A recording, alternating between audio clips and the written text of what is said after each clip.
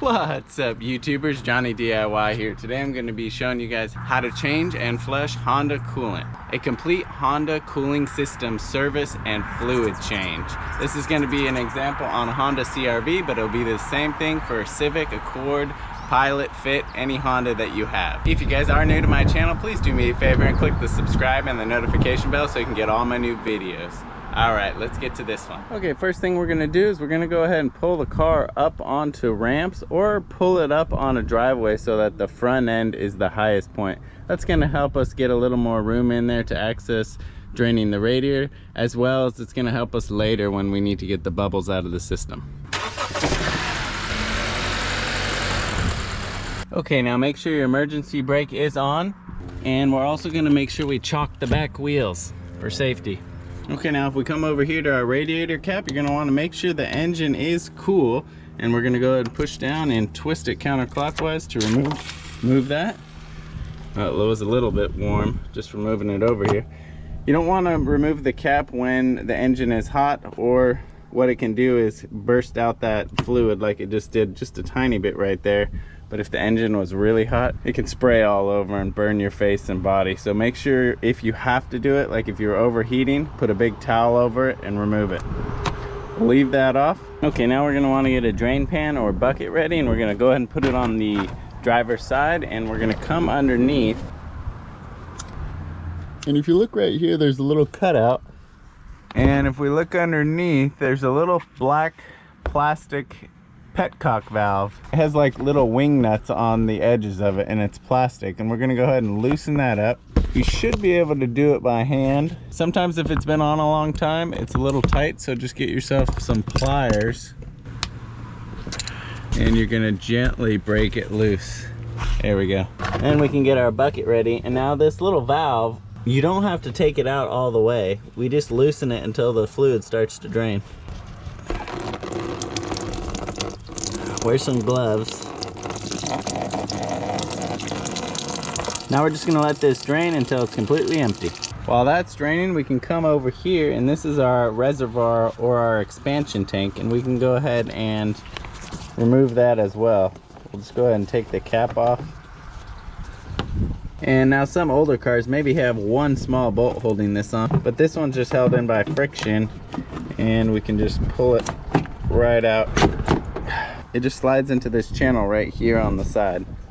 We'll go ahead and take this and dump it in our bucket, and we can go ahead and clean that reservoir out.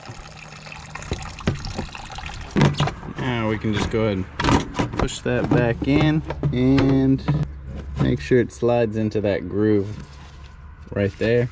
Now today we're just going to be doing a drain and fill, and now that's not going to get all the coolant, the old coolant, out of the system. It's going to get most of it out.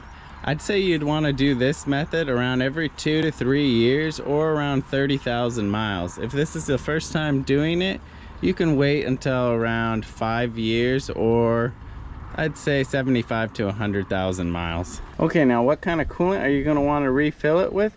You're going to want to use specific Honda coolant. So either you're going to want to get Honda dealer coolant replacement, or there's a couple other brands that make this Honda specific. See, Honda, Nissan, Hyundai, Kia, Subaru. This is specific blue coolant that's designed just for the Honda and these other makes and models. I know Xerox makes a compatible one, but I'll go ahead and make sure I put some links down in the description to some replacement coolant, as well as the other tools and supplies for you guys. Okay, now the coolant has come to a drip, so now I can go ahead and tighten up that petcock valve.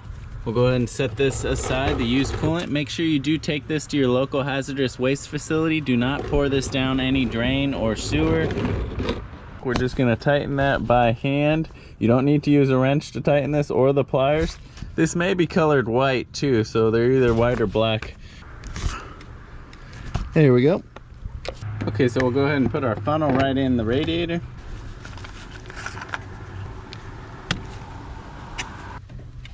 And we're going to start filling it up, and we're going to fill up this radiator all the way to the top.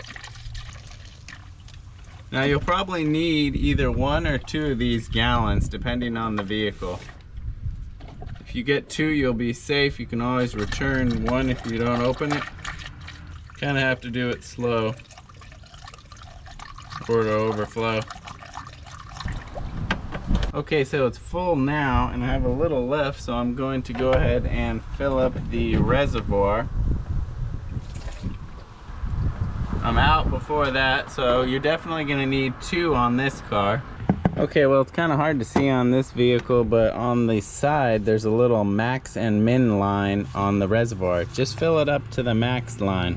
Okay, so then we'll go ahead and put our reservoir cap back on. Tighten that down. Okay, now leave the radiator cap off. And we're gonna go ahead and start the car up. We're gonna go ahead and put the heater on. And we're gonna let that run. What that's gonna do is that's gonna help circulate all the radiator fluid through the cooling system.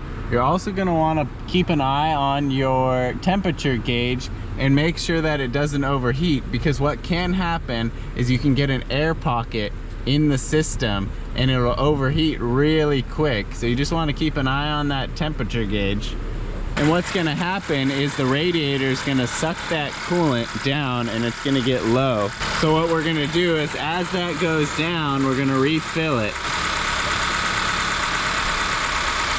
And it's just going to burp out the air. If you just sit here and watch this, it's going to bubble out the air. That's why parking on an incline or the ramps is going to help burp that air out of the system. We're going to let it run for around 15 to 20 minutes until no more bubbles come out of the top. The cooling fans should come on at least twice. That's how you'll know the system will be warmed up and it'll have plenty of time to circulate as well. Okay, it's been running about 15 minutes and no more bubbles seem to be coming out, so we can go ahead and shut it down.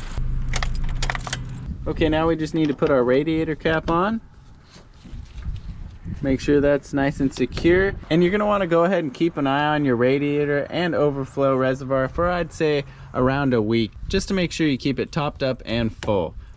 But all right, guys, and that is it. That is how to change the coolant out on your Honda. Hopefully you found this video helpful. If you did, please give it a thumbs up. If you're new to the channel, subscribe and click the bell so you can get my new videos. That really helps me out, guys. Thanks for watching Johnny DIY. Keep on doing it yourself, guys. Take care.